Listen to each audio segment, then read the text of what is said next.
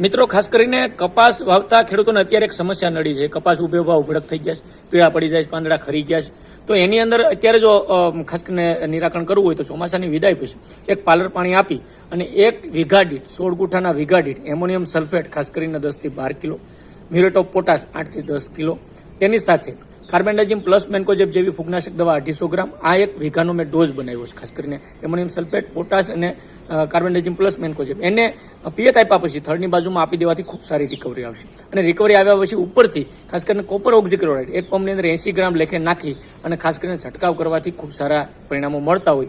બીજું, ખાતરની અંદર પણ ખાસ કરીને મિત્રો મેગ્નેશિયમ સલ્ફેટ અને ઝિંક સલ્ફેટ જેવા ખાતરો ઉમેરીને પણ જો નીચેથી તમે આપશો તો કપાસ ખૂબ સારી રિકવરી પડશે. એકવાર કપાસની અંદર નવી કુણપ અથવા નવા પાંદડા આવી ગયા પછી આપ એની અંદર ઇફકોનું સાગરિકા, હોમેત્સુ જેવા કન્ટેન્ટ પણ ઉપયોગ કરી અને સારી વૃદ્ધિ અને વિકાસ કરાવી શકશો.